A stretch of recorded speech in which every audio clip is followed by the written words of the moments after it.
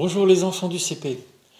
Encore une joie de vous retrouver pour cette séance de catéchisme où je vais vous raconter une histoire de Jésus ressuscité. Mais auparavant, comme nous le faisons d'habitude, je vais allumer la bougie de la prière pour avoir un petit moment tranquille avant d'entrer dans cette séance.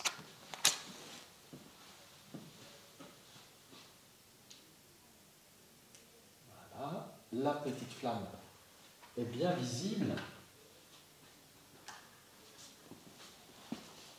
Au nom du Père et du Fils et du Saint-Esprit. Amen.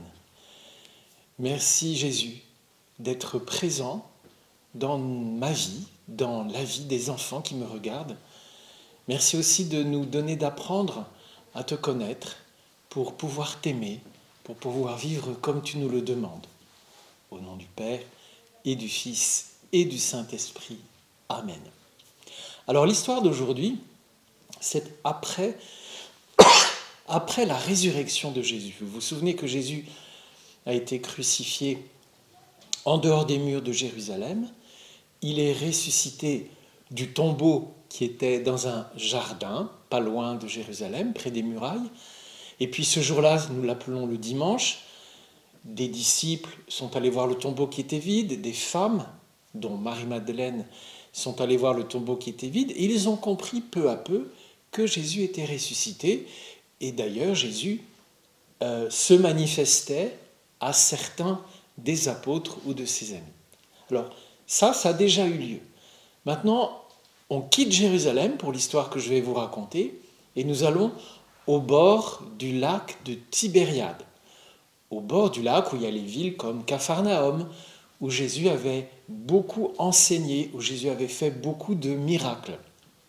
Et ce jour-là, près des bords du lac de Tibériade, après la résurrection de Jésus, il y a Simon, qu'on appelle aussi Pierre, Thomas, Nathanaël, Jacques, Jean et 2 autres disciples. Ça fait 7 disciples, mais je vais en mettre 2 simplement sur l'image.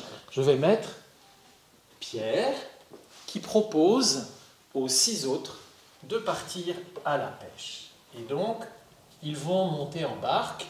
Ici, on va imaginer que c'est Pierre. Et là, j'en mets un deuxième. On va imaginer que c'est Jean. Et ils décident de pêcher pendant la nuit. C'était une façon de trouver du poisson. On sortait la nuit et on pêchait en attirant les poissons avec des flambeaux, avec des torches pour qu'ils viennent près de la barque, et comme ça on pouvait les prendre. Donc, Pierre, Jacques, Jean, Thomas, Nathanaël et 2 autres disciples, ici j'en ai mis que 2, partent à la pêche la nuit, et cette nuit-là, ils ne prennent strictement rien. C'est une pêche infructueuse. Ils ont fait des tas d'efforts, ils ont lancé plusieurs fois les filets dans le lac et rien ne vient de toute la nuit. Vers la fin de la nuit, ils sont évidemment très découragés et ils s'apprêtent à ramener la barque au rivage sans avoir rien pris. Et au lever du jour,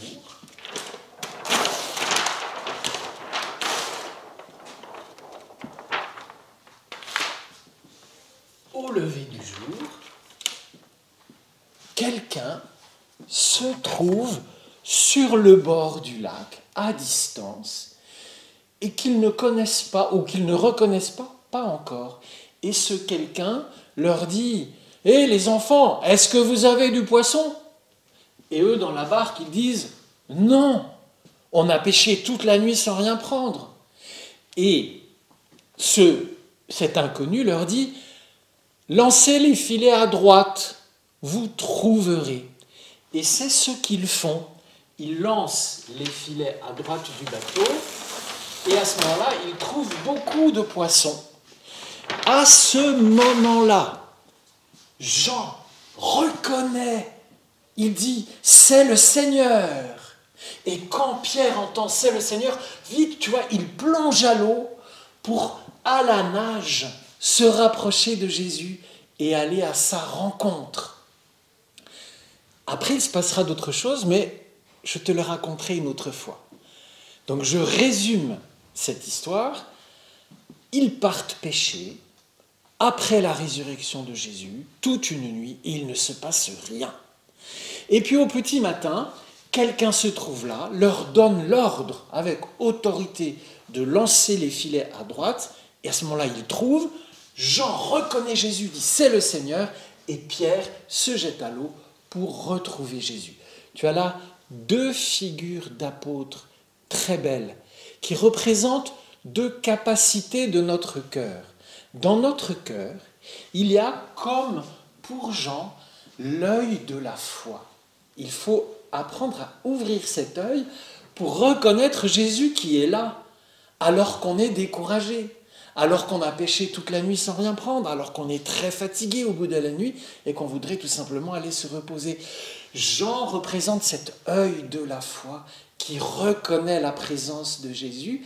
Il la reconnaît à la parole d'autorité, jeter les filets à droite, et au résultat de cette parole, une quantité incroyable de poissons, parce que la parole de Jésus, elle est efficace. Ça, c'est Jean qui représente l'œil de la foi qui est dans notre cœur. Et puis Pierre représente l'élan de l'amour. Quand on a reconnu que c'est Jésus qui est là dans la vie, hop, on va essayer de le rencontrer, de se mettre à sa présence, de l'adorer, d'être tout près de lui.